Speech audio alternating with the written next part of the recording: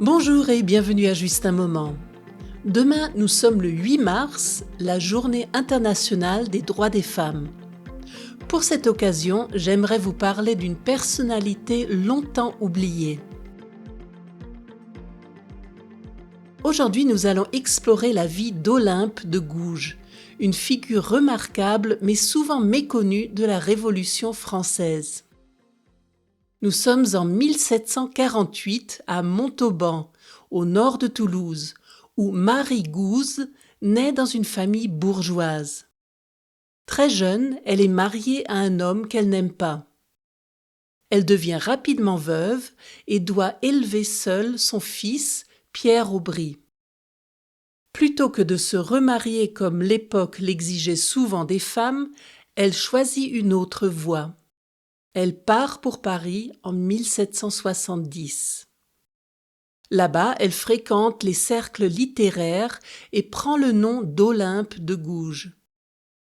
Passionnée par l'écriture, elle se fait connaître au théâtre en 1785 avec une pièce marquante, Zamor ou Mirza ou L'heureux naufrage, qui sera jouée à la Comédie Française.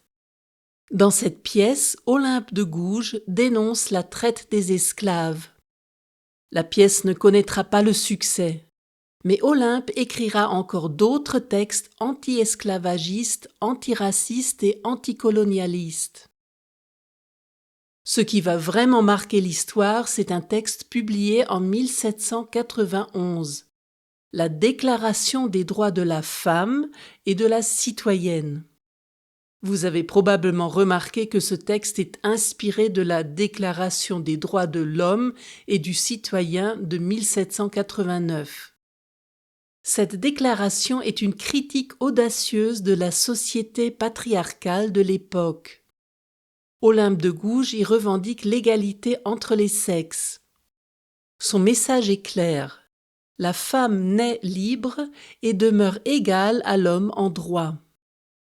Elle y défend le droit de vote, le droit au divorce, l'accès à l'éducation, à la propriété et aux fonctions publiques.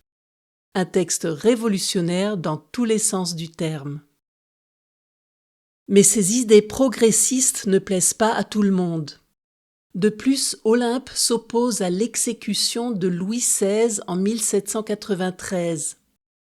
Elle sera finalement arrêtée pour trahison et guillotinée le 3 novembre 1793. Après sa mort, son nom tombe dans l'oubli pendant presque 2 siècles. Mais aujourd'hui, son héritage refait surface. Ainsi, un téléfilm intitulé « Olympe, une femme dans la Révolution » a été tourné l'année dernière. Ce film remet en lumière le parcours de cette pionnière du féminisme et de l'émancipation de la femme. Avez-vous déjà entendu parler d'Olympe de Gouges? Ou peut-être avez-vous vu le film? Dites-le moi dans les commentaires sur justunmoment.ch. Et voilà pour aujourd'hui, je vous donne rendez-vous dans 15 jours, donc le 21 mars, pour un nouvel épisode de Juste un moment. D'ici là, n'oubliez pas de vous abonner et de me suivre sur Instagram et Facebook pour ne rater aucune nouvelle. Je vous dis à bientôt pour un autre moment ensemble.